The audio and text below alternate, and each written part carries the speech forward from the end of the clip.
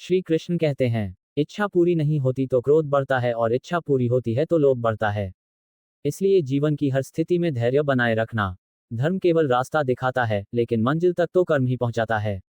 वह जो सभी इच्छाएं त्याग देता है, मैं और मेरा की लालसा तथा भावना से मुक्त हो जाता है, उसे शांति प्राप्त होती है। श्री कृष्ण ने कहा है, अगर तुम्हें किसी ने दुखी किया है तो बुरा मत मानना। लोग उसी पेड़ पर पत्थर मारते हैं जिस पेड़ पर ज्यादा मीठे फल होते हैं। स्वार्थ से रिश्ते बनाने की कितनी भी कोशिश करें, वो कभी नहीं बनते हैं।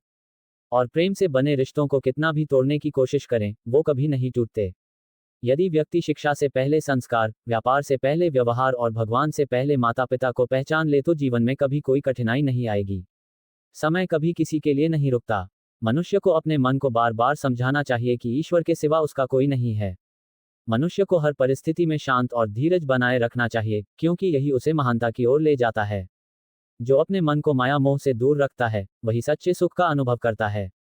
विषयों का चिंतन करने से विषयों की आसक्ति होती है। आसक्ति से इच्छा उत्पन्न होती है और इच्छा से क्रोध होता है।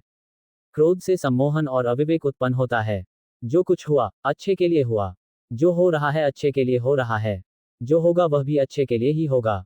मेरे लिए न कोई घृणित है और न ही कोई प्रिय, न कोई निर्धन है और न ही कोई धनी, बस जो भक्ति भाव के साथ मुझे याद करते हैं मैं उनका हूं और वो मेरे।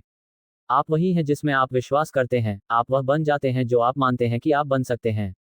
अगर तुम अपना कल्याण करना चाहते हो तो सभी तरह के उपदेशों, सभी धर्मों को छोड़कर मेरी शरण में आ जाओ, मैं तुम्हें मुक्ति प्रदान करूंगा। जिस इंसान के चारों तरफ नकारात्मक लोग रहते हैं, उस इंसान का अपने लक्ष्य से भटक जाना तय है। स्वयं पर विश्वास रखो, क्योंकि आत्मविश्वास से ही असंभव भी संभव हो जाता ही है। इंद्रियों के अधीन होने से मनुष्य के जीवन में विकार और परेशानियां आती है। सुख दुख का आना जाना सर्दी गर्मी के आने जाने के जैसा ही है। इसलिए इन्हें सहन करना सीखना ही उचित है। निर्बलता अवश्य ईश्वर देता है, परंतु मर्यादा मनुष्य का मन खुद निर्माण करता है।